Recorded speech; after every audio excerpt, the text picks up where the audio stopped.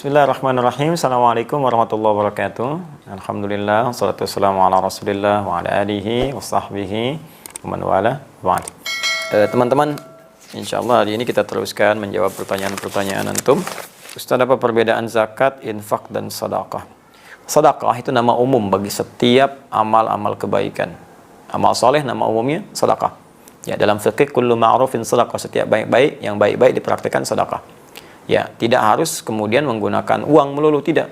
Bisa dengan misalnya bisa bantuan dengan pakaian, ya, bisa bantuan dengan makanan, ya. Jadi ada yang sifatnya dengan harta. Karena itu dalam Al-Qur'an zakat pun disebut sedekah. Disebut sedekah. Ya, buka Quran misalnya surah ke-9 atau ayat 103. Khudz min amwalihim sedekah. Ambillah dari harta mereka yang sudah masuk nisab sebagai sedekah. Zakat. Ya. Padahal di situ maksudnya zakat. Kenapa disebut dengan sedekah? Sedekah itu pertama berasal dari kata as-sidqu, ya. Kemudian beralih menjadi kata tasdik, sesuatu yang benar dan membenarkan. Jadi bukti pembenaran iman seseorang, dia mau mengamalkan imannya, membantu dia beramal soleh. Mengamalkan perintah Allah adalah pembuktian dari iman. Karena itu ketika dia membuat kemudian keputusan untuk berzakat, artinya dia membenarkan imannya, karena Allah perintahkan zakat. Misal Allah perintahkan di Al-Baqarah ayat ke-43, wa aqimus shalah wa atuz zakah. Ya, tunaikan sholat, keluarkan zakat. Anda beriman kepada Allah dan Anda buktikan saya keluarkan zakat, berarti Anda membenarkan iman Anda kepada Allah. Anda membenarkan perintah Allah. Ketika Anda membenarkan perintah Allah disebut dengan tasdik namanya. Ya, kebenarannya disebut shadiq, yang terus membenarkan disebut siddiq. Karena itu sahabat Abu Bakar disebut as-siddiq, karena terus membenarkan perintah Allah dan Rasulnya. Nah, zakat disebut dengan sedekah salah satunya karena itu pembuktian keimanan kita kepada Allah. Ya. Kemudian teman-teman sekalian, infak disebut sedekah. Quran surah kedua Al-Baqarah ayat 264, ya, paling kiri sebelah bawah. Ya ayyuhalladzina amanu la tubtilu shadaqatikum bil manni wal adza kalladzi yunfiqu malahu riya'an nas. Hai orang-orang beriman, jangan batalkan, gugurkan amal-amal kebaikanmu yang telah lelah engkau tenun dengan melakukan perbuatan yang merusak seperti orang infak yang riya. Nah, infak riya itu disebut dengan bagian infaknya disebut dengan sedekah. Enggak boleh infak dengan riya. Infaknya masuk kategori sedekah. Jadi kalau Anda katakan sedekah itu nama umum, ya, zakat sedekah, infak sedekah, termasuk sholat bagian dari sedekah karena amal saleh. Senyum sedekah.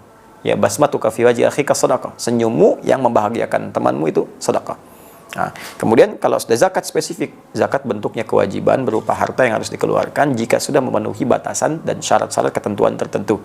Ya, batasan syarat ketentuannya misalnya nisab. Ukurannya apa misalnya? Ya, ukuran sudah 85 gram emas keluar. Ya, di zakat tanaman lain lagi. Ya, apakah diairi atau tidak, perkebunan lain lagi, zakat hewan lain lagi. Ya, ada ukuran-ukurannya. Kemudian untuk zakat mal misalnya berlangsung setahun disebut dengan haul. Ya. Nah, lalu setelah itu bagaimana lagi ketentuannya? Nah, dalam zakat ini sifatnya wajib dikeluarkan. Kedua 8 golongan. Ada di Quran surah ke-9 ayat ke-60. Innamas shadaqatu lil fuqara wal masakin wal 'amilina 'alaiha wal mu'allafati qulubuhum wa fil riqab wal gharimin wa fi sabilillah wa bis sabil. 8 golongan. Fakir, miskin, kemudian 'amilin 'alaiha yang fokus mengerjakan zakat sehingga tidak bekerja di tempat lain. Kemudian mu'allafati qulubuhum yang tertarik dengan Islam, diberikan bantuan dari zakat, atau yang sudah berislam tapi masih lemah. Baru masuk Islam, lemah, bantu dengan zakat. Wafir riqab, perbudakan sudah tidak ada. Gharimin, orang yang terikat utang piutang karena kepentingan maslahat agama atau umum. Dia punya perusahaan, bangun sekolah, perusahaannya bangkrut, hidupnya tertekan, utang belum lunas, bantu dengan zakat. Ya. Kemudian fisabilillah, itu sudah dipahami, Ibnu Sabil yang kemudian kesulitan bekal di jalan. Itu zakat. Infak dibagi dua. Ada infak wajib dari suami kepada keluarga, wajib di Quran surah keempat ayat 34, paling kiri sebelah atas. Ar-rijalu qawwamuna 'alan nisa bima faddalallahu ba'dahum 'ala ba'din wa bima anfaqu min amwalihim. Ya, setiap suami lelaki diberikan kelebihan dari istri dari yang lain. Baik ya, karena Allah berikan kekuatan untuk bekerja dan dari pekerjaan itu menghasilkan harta yang diinfakkan untuk keluarganya. Diinfak suami kepada keluarga sifatnya wajib. Ada infak yang sifatnya sunnah. Ya, setelah selesai kebutuhan keluarga, udah beres semua, nah kelebihannya digunakan untuk infak sunnah. Contohnya Quran surah kedua ayat 215, paling kanan sebelah bawah.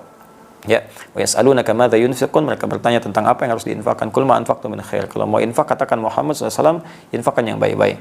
Untuk siapa? Lil walidain, orang tua, wal aqrabin, kerabat dekat, wal yatama, anak-anak yatim, wal masakin, orang miskin, wa ibnis sabil, orang kesulitan di jalan dalam mendapatkan bekal. Itu contoh-contoh infak yang sunnah. Selebihnya umum. Ya, umum infak misalnya untuk infak ke masjid, infak untuk yang sifatnya Anda ingin berikan, ya boleh. Itu ada di Quran surah kedua ayat 261. Kaidah umum dibalasnya langsung 700 kali lipat dengan izin Allah Subhanahu wa taala. Saya kira itu. Allah taala alam bissawab. Semoga Allah berikan kemuliaan. Kita berjumpa lagi di sesi yang lain insyaallah. Subhanakallahumma wa bihamdika asyhadu an la ilaha illa anta astaghfiruka wa atubu ilaik. Assalamualaikum warahmatullahi wabarakatuh.